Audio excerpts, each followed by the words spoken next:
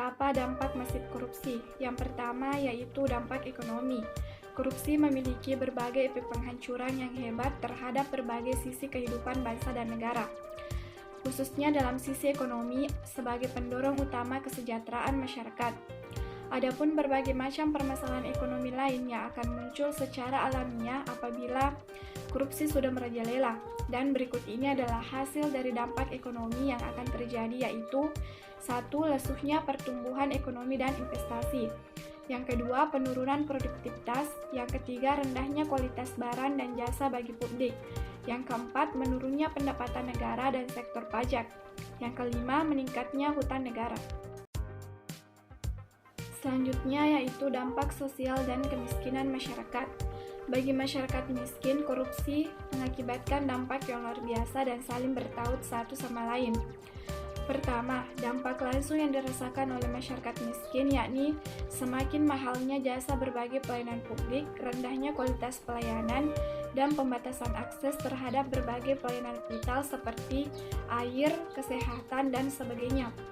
Yang kedua, dampak tidak langsung terhadap orang miskin yakni pengalihan sumber daya milik publik untuk kepentingan pribadi dan kelompok yang seharusnya dipergunakan untuk kemajuan sektor sosial dan orang miskin melalui pembatasan pembangunan. Berikut beberapa dampak korupsi bagi kehidupan sosial dan kemiskinan masyarakat. 1. Mahalnya harga jasa dan pelayanan publik. Yang kedua, pengentasan kemiskinan berjalan lambat. Yang ketiga, terbatasnya akses bagi masyarakat miskin. Yang keempat, meningkatnya angka kriminalitas. Yang kelima, solidaritas sosial semakin langka dan demoralisasi.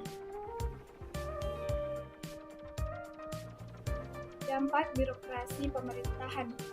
1. Matinya etika sosial politik. Korupsi bukan suatu bentuk tindakan pidana biasa, karena ia merusak sendi-sendi kehidupan yang paling dasar yaitu etika sosial, bahkan kemanusiaan, serta tidak adanya kejujuran.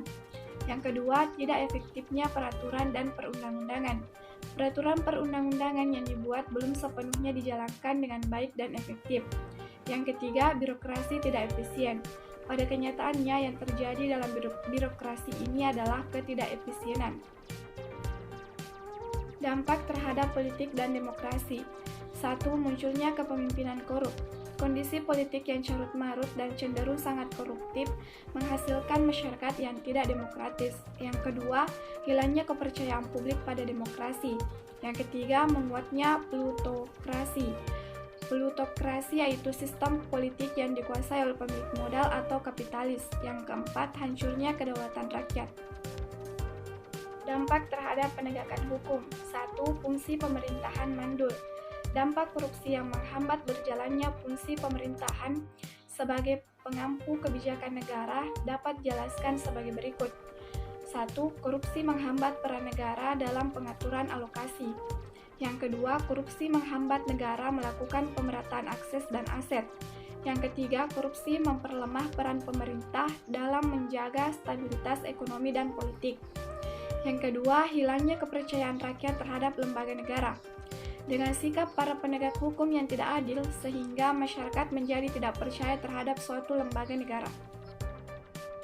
Dampak terhadap pertahanan dan keamanan. 1. Kerawanan Hamkamnas karena lemahnya alutsista dan SDM. Mudahnya negara lain masuk ke Indonesia melalui jalur darat, udara, maupun air, sehingga hal ini mengindikasikan bahwa sistem pertahanan dan keamanan Indonesia masih sangat lemah. Tentunya ini sangat berhubungan dengan alat dan SDM yang ada. Yang kedua, lemahnya garis batas negara. Mudahnya orang-orang keluar masuk Indonesia tanpa mempunyai izin dikarenakan wilayah yang tanpa batas. Sehingga jika dibayangkan kekayaan alam negara tidak korupsi dan dipergunakan untuk membangun daerah-daerah perbatasan, maka negara ini akan semakin kuat dan makmur. Yang ketiga, menguatnya sisi kekerasan dalam masyarakat. Masyarakat menjadi sangat apatis dengan berbagai program dan keputusan yang dibuat oleh pemerintah karena mereka menganggap hal tersebut tidak akan mengubah kondisi hidup mereka. Dampak kerusakan lingkungan. 1. Menurunnya kualitas lingkungan. Kerusakan lingkungan disebabkan oleh berbagai faktor seperti ekonomi. Dalam hal ini, mentalitas bangsa Indonesia juga dipertanyakan. Mentalitas yang korup ini ternyata berdampak sangat merusak lingkungan hidup yang pada akhirnya nanti juga akan merusak semua yang ada di negara ini. Yang kedua, menurunnya kualitas hidup. Lingkungan hidup yang rusak bukan hanya berdampak pada lingkungan saja, tetapi juga berpengaruh pada kualitas hidup manusia yang tinggal di lingkungan tersebut.